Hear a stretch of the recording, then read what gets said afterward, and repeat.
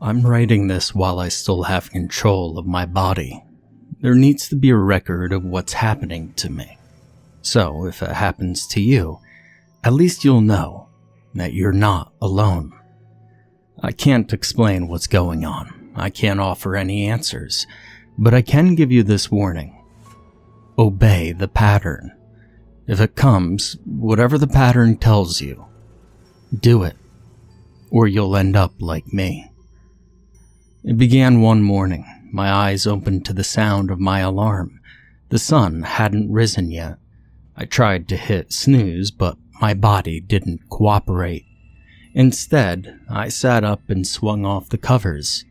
Instinctually, I tried to shut my eyes and rub them, but my hands wouldn't obey. My eyelids wouldn't obey. And at once, by the volition of some alien will, my body hopped out of bed and walked to the kitchen. Am I sleepwalking?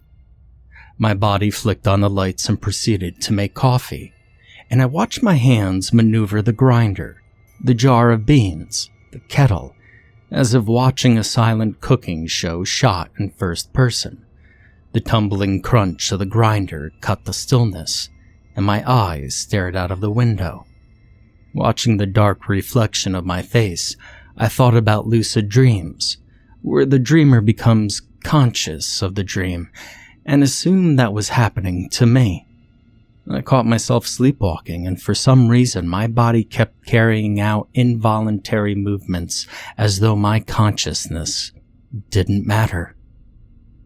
It breathes for me, beats my heart to pump blood around for me. All kinds of complicated cellular transactions go on without any input from me. In fact, within me there exists a complete biological economy running smooth as clockwork. So why should it be so weird for my body to make coffee now and then? But with each passing moment, it became more difficult to convince myself of this. For one, I'd never had a lucid dream before, and as far as I know, I'd never sleepwalked before either. No doubt my son or my ex, both light sleepers, would have mentioned it. I mean, sure, there's a first time for everything, but for a dream, this felt astonishingly real. At the breakfast counter, my body ate a hot bowl of porridge, sipped coffee, and read the morning news on my phone. A spoonful of gray sludge slid into my mouth for my teeth to chew. My tongue dislodged a sticky lump and swallowed. This sensation struck me as too odd, too surreal, and I began to panic. But I couldn't scream. Desperate, I attempted to will myself awake, yelling, "Wake up!" in my head, as if trying to force a balloon to pop by filling it with loud thoughts. Ignoring me, my body showered and shaved. As my hands scraped a razor across my face, I searched my eyes for clues. Clues for what? I don't know. Signs of something strange, maybe. A signal this wasn't real. My familiar reflection stared back at me, expressionless and vacant, reminding me of what a plain-looking guy I am. Mr. Normal. No especially unique features of any kind. An office worker haircut, neat, tidy, boring like the rest of me. Not tall, not short, not handsome, but not ugly. Always in the middle. Middle summed me up pretty good. Middle-aged, middle management, middle class. Dressed for work, my body got into the car and drove beneath an overcast sky to the concrete government records building my colleagues and I call the bunker. Walking through the maze of cubicles hung with fluorescent lights, the kind that suck the juice from your eyeballs.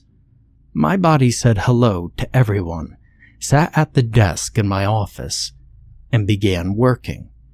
As it worked, I remained imprisoned, unable to do anything but watch data created and edited by my possessed hands.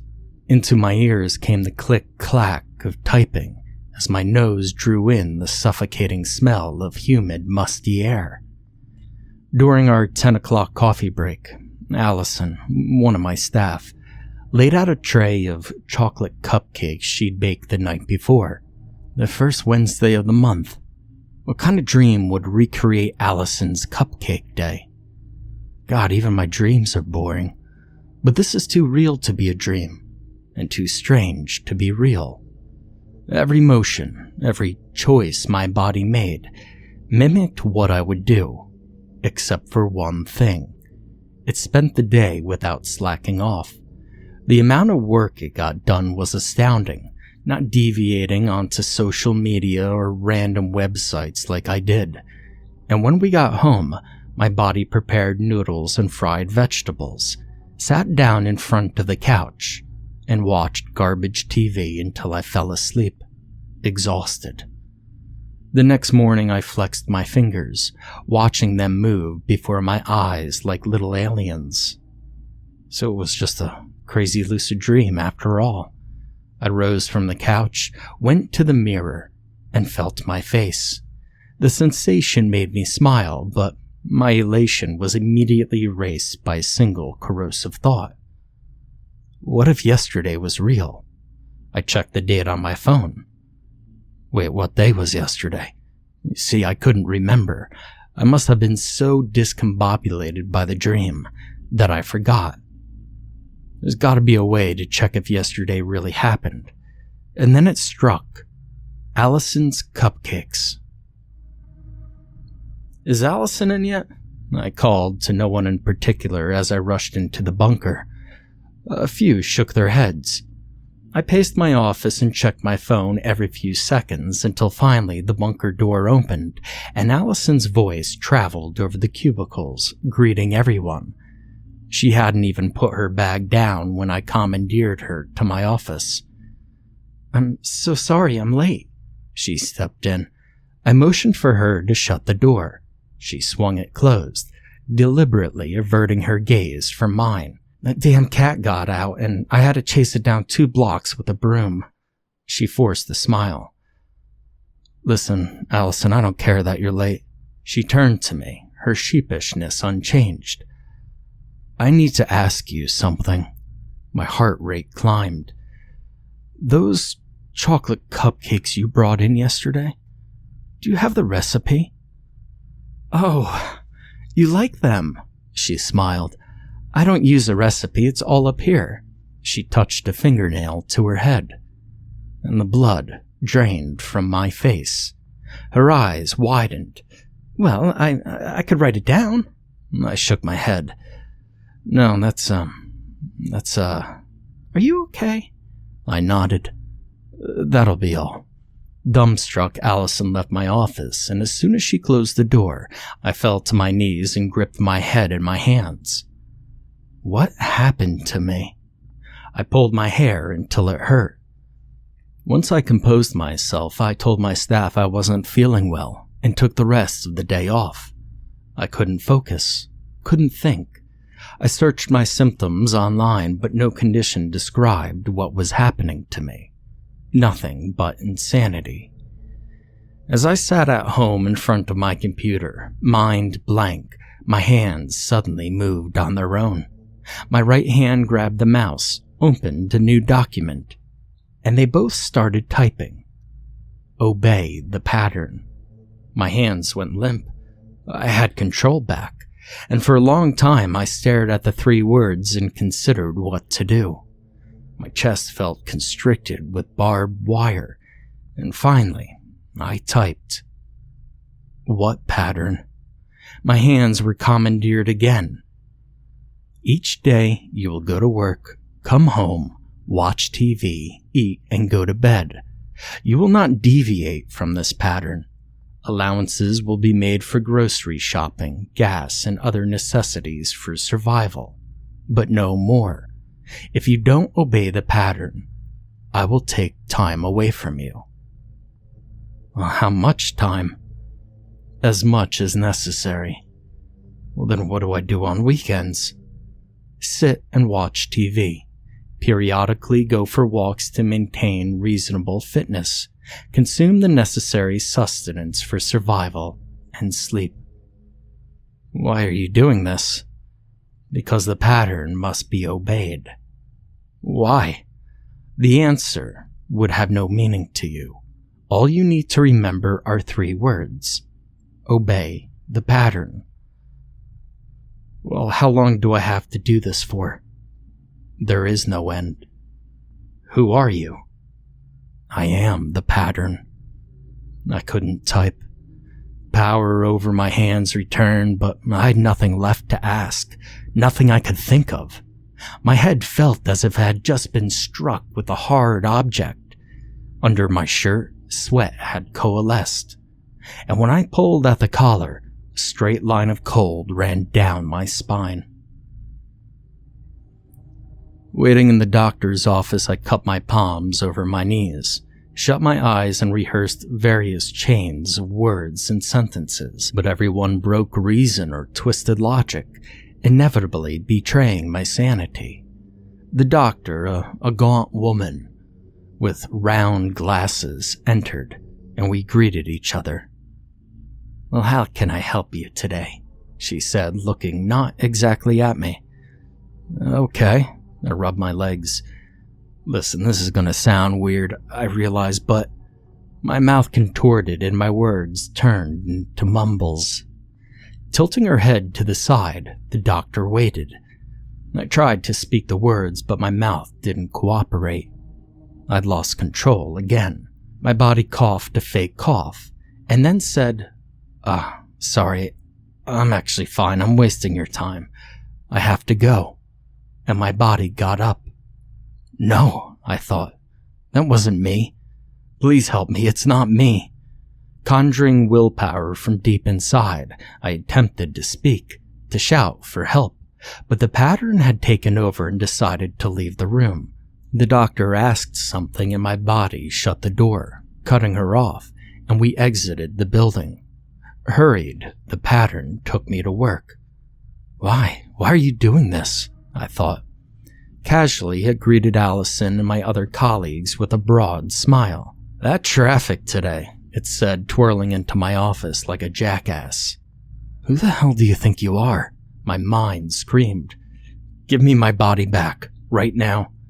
Ignoring me, my body carried out the day as normal. Even despite my internal screams, my mental cries, my deluge of derogatory insults and violent threats. And at the end of the day, apparently satisfied with its work, it bid goodbye to the remaining staff and went home to repeat the same pattern of healthy eating and TV watching as before. The pattern didn't relinquish control. Another day went by, and then another. And then a toxic thought poisoned my mind. What if it never returns control? If I could have cried, I would have. The days passed, hour after hour, minute after minute, second after second. It became excruciating, not only because of my imprisonment, but the sheer boredom of viewing my life being lived. God, my life sucks, I thought as another round of data entry, bland food, bad TV, and banal small talk passed by. The monotony of my job and the depressing state of my life hit me with full force. My body went home to no one. Nothing was waiting for me except the TV, which I sat in front of ad nauseum. My life accumulates to nothing, I realized. I have nothing. No one would ever notice if I never got my body back. And at that moment, in the corner of my eye, out of focus, I caught a framed photograph of my son and I on the sideboard. It provided an interval of happiness amidst the misery. Waking to the sensation of my head turning to the side, I opened my mouth and made a long, incoherent sound. Wait, I did that, I thought. I have control. Rolling out of bed, I ran up and down the hall, jumping and hollering. The ecstasy, my toes curling against the wooden floorboards, my fingers through my hair, my lips against my skin. God, it was good. I smacked kisses up the length of my arms and all over my hands. I stretched and breathed and repeated, "I'm back! I'm back!" At work, I wrote an email I felt utterly unable to send. It was to Ben, my son, whom I hadn't seen in 7 years. For the most part, my ex raised him. A long time ago, they moved to the other side of the country, and as a result, I only saw Ben on holidays. But since he turned 20 or so and moved out on his own, we'd grown apart. The last time I tried to arrange a visit, he told me not to come and that if I did, he wouldn't see me anyway. And that was 7 years ago. We'd exchange emails for birthdays and holidays, but for 7 years, that's the only contact that I've had with Ben. And this morning I'd written him an email asking if I could visit. The email sat in my drafts folder all day. I opened it and I hovered the mouse over the send button. If the pattern takes over my body permanently, I'll never see Ben again, I thought. With a rush of blood to the head, I pushed send. It took 2 days for Ben to reply, and when he did, I was overjoyed. He wanted to see me, and in his email he explained how bad he felt that we'd become so estranged. He wanted to start new, a positive start, and I booked everything right away. At home that night, at my computer, my hands were taken over by the pattern again. "What are you planning?" "I want to see my son." "When?" "Soon, maybe later this month. I'd like to fly there and meet him. I need some time off of work." "No." "Well, why not?" "It deviates from the pattern." "Yeah? So what? If you deviate, I will take more time." "How about this? When I get back, I'll follow the pattern for as long as you want. I just want to see my son." "No, unacceptable. You will follow the pattern as normal." "Why are you doing this to me?" "Obey the pattern." "Why?" I stared at the screen, and there came no reply. Hitting the keys harder, I typed "why" over and over, but the pattern remained silent. Tears streamed down my face. I attempted to comprehend the gravity of the pattern's words. Screwing my eyes shut, I bared my teeth, clenched my fists, and made a guttural sound. In a flash of rage, I punched the screen. All the preparations were made. At 8:47 p.m., my son would be picking me up from Vancouver Airport. Packed luggage waited in the trunk of my car. It was nearly time to leave work and catch my plane. And even though I'd booked the cab and packed, the pattern didn't give me any trouble. I still retained full control, and this caused the hopeful bubble of excitement to rise within me. Maybe it felt bad for me and changed its mind, I thought. After all, if it knows I'm happy, I'll obey the pattern. I'll do anything it wants when I get back. Arriving at the airport, I checked my bag, claimed my ticket, and sat near my gate. Nothing's happening. I watched the airport staff get ready to board passengers, and suddenly they called my section. I approached the entryway. A film of moisture formed on my hands, and they trembled so badly I dropped my ticket. Smiling, with an open hand held towards me, a stewardess picked it up and greeted me. She scanned my ticket and handed it back. I think I thanked her, but I couldn't be sure. My mind was a wreck. "Let me go. Please, please let me go," I thought as I walked down the ramp, a thud of passengers following behind. The door to the plane came into view. An airline host smiled as he saw me coming. My heart jackhammered, my mouth twitching. He grabbed my ticket and inspected it. I could have puked. "Just down on your left," he said with a guiding gesture. I nodded. "Actually," I said, "I changed my mind." The host threw me a confused look, and for a moment, I didn't grasp what happened. I said something, but it wasn't. My body turned around. "No," I screamed, but no words came out, only a faint mumble. Leaving the plane, my foot halted mid-step. Exerting full mental powers somehow, I gained control over my eyes, and when I slid them to the side, saw the edge of the door. My hands grasped at it. Impatient passengers shoved past and boarded. My body froze, immobilized by the tug-of-war in my mind. I refused to obey. I'm going to see my son. I'm getting on this plane. Let go of me. Let go right now. The pattern didn't relent.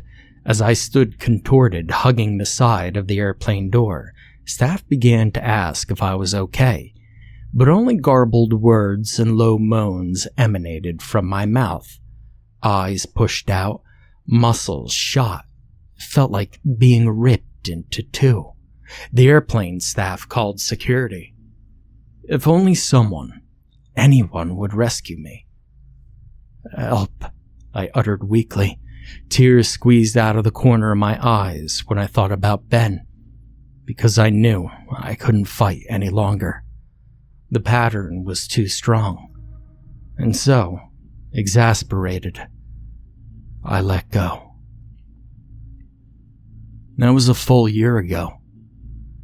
Yesterday, the hell I've been in finally ended, and when I woke up, I involuntarily rolled onto my side and did a double take of the room, watching my fingers curl into a fist by my own will.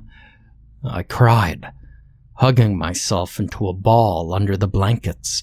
I ran my hands over my arms, legs, and chest, sobbing and writhing. Shakily, I swung my legs off the bed and touched the floor. On the first step, I fell hard. From a pile of limbs, I unfolded myself, and with a hand running against the wall, walked up and down the halls of my house, reorienting myself with reality.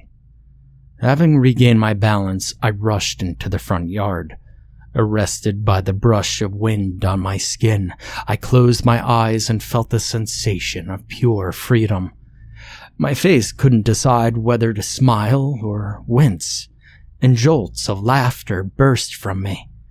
On my knees, I ran my hands through blades of grass, shut my eyes, and extended my body. After a while, I clenched patches of grass, bent over, and lowered my head.